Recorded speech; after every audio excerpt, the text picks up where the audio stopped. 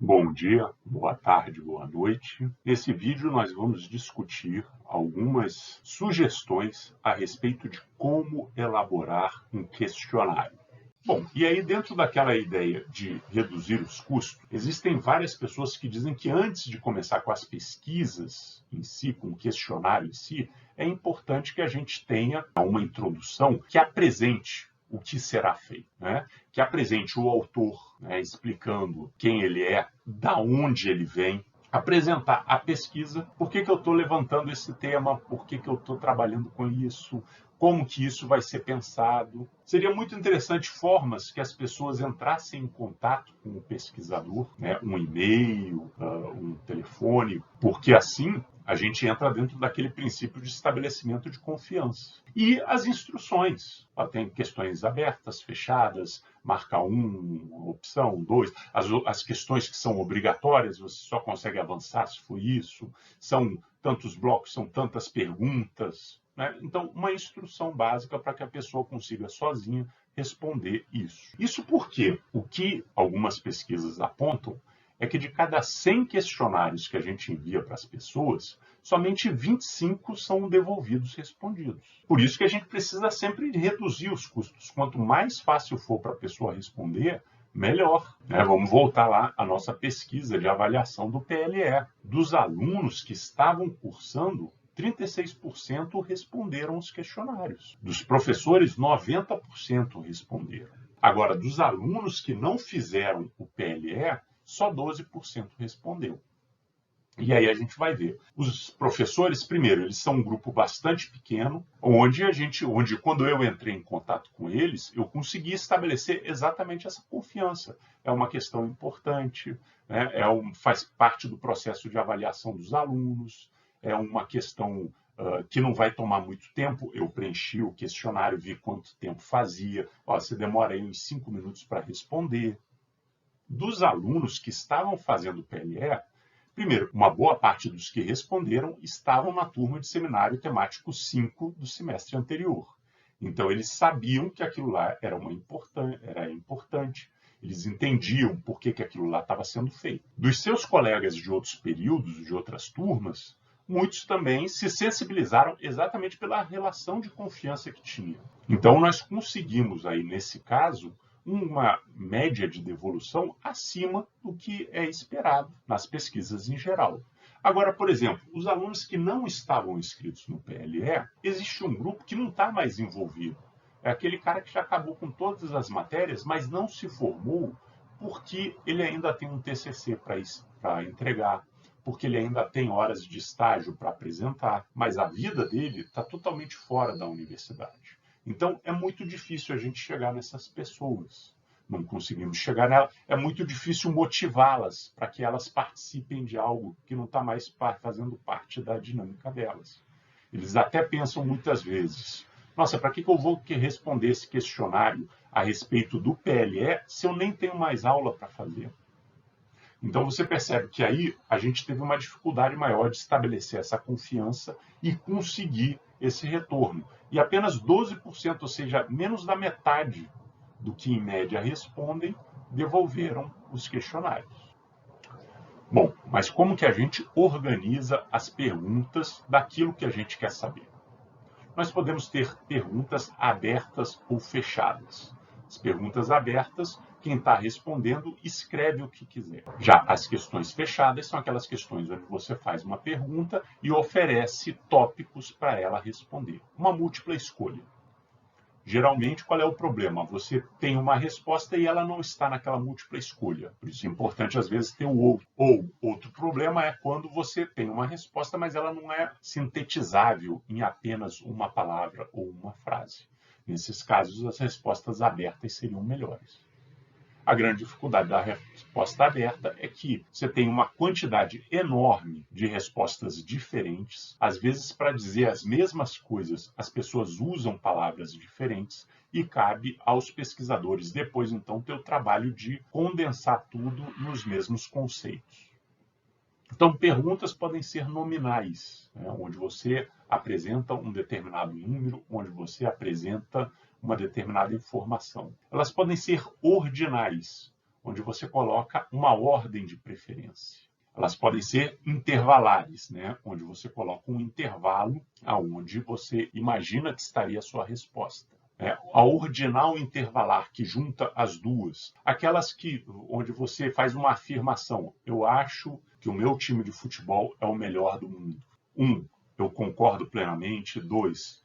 Concordo. 3. Não tenho opinião. 4. Discordo. 5. Discordo completamente. Então, isso aí você tem intervalos, mas está numa ordem crescente. Isso aí é algo muito utilizado, como eu falei, quando a gente fez a avaliação do PLE, para cada uma das etapas, a preparação das aulas, as atividades síncronas, as atividades assíncronas, a avaliação, a gente tentava fazer uma avaliação geral de quem estava respondendo. E essa avaliação, obviamente, ela tinha uma ordem ordinal intervalar. Como você avalia de 0 a 10, isso sendo 0 o péssimo e o 10 o ótimo. Aí, por fim, nós temos perguntas que são razões, que são números médios, na grande maioria das vezes, né? Bom, e quais são as preocupações que nós devemos ter quando a gente faz um questionário? Primeiro, a gente deve ter uma preocupação com a unicidade. Ou seja, que uma pergunta possibilite apenas uma única interpretação. Então, vou voltar lá no meu exemplo do PLE. A gente queria saber se a pessoa que respondeu o questionário, se ela ou alguém que morasse com ela pegou Covid. Na medida em que o PLE era para evitar que as pessoas se expusessem ao Covid, mesmo sendo à distância, será que alguém na sua casa ou você pegou Covid? Só que nós perguntamos, alguém na sua família. E aí, quando as pessoas respondem, a gente se pergunta, o que será que elas estão respondendo?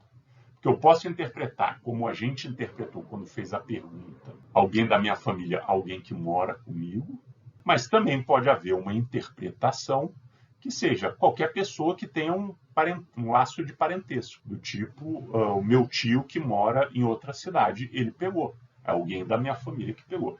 Então, essa pergunta, ela tinha mais de uma interpretação. Ela não atendeu ao quesito de unicidade e a gente não utilizou essa resposta, que seria algo importante para a gente, mas a gente não pôde utilizar porque a pergunta foi mal formulada. É preciso que a gente tenha nas perguntas objetividade. A pergunta tem que ser clara e precisa. Você também poderia perguntar, você gosta disso? O que significa gostar? Então, precisa ser claro e preciso. Simplicidade. A pergunta deve expressar uma única ideia de cada vez. Ou seja, vamos pensar a pesquisa que está trabalhando com a questão das alternativas de lazer. Eu vou perguntar, você gosta de ir no clube jogar futebol ou você prefere ir na praia comer num restaurante? Veja bem, a gente está juntando aí duas coisas diferentes.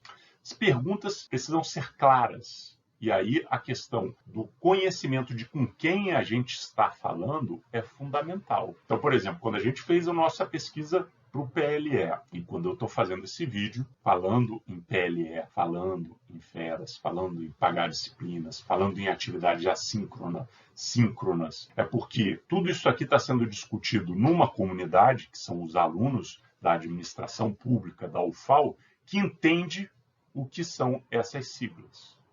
Agora, se eu fosse fazer esse questionário abrindo para a população, precisaria explicar o que é uma atividade síncrona ou uma atividade assíncrona ou utilizar outras palavras. Então, a clareza é fundamental. Nem sempre as pessoas vão entender o que nós estamos querendo dizer. A relevância é um quesito importante, né, que eu já falei. Então, para que você vai fazer cada uma dessas pesquisas, dessas perguntas? E se a pergunta não for fundamental, não é para fazer. E, por fim, é preciso a gente tentar entender que as questões precisam passar credibilidade. Então, ela precisa ser elaborada de uma forma que ela não pareça infantil, né? Que ela não pareça despropositada, né? Que ela não pareça ridícula. Então, a gente deve ter uma questão que ela passe credibilidade para as pessoas.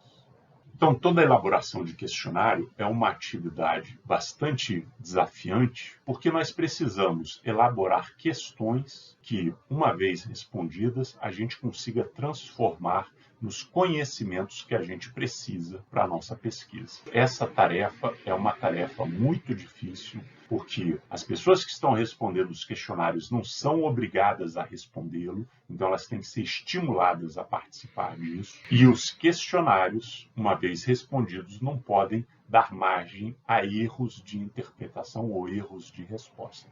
Então, para isso, a organização das questões, a formulação das perguntas, a forma como a gente escreve cada uma delas é fundamental. Discutimos aqui alguns princípios básicos, algumas diretrizes gerais e alguns quesitos que a gente sempre deve observar quando a gente está executando esse tipo de tarefa. Uma coisa importante para a gente pensar seria até fazer um checklist com as diretrizes, com os requisitos, de tal forma que uma vez que o questionário esteja pronto, a gente veja pergunta por pergunta.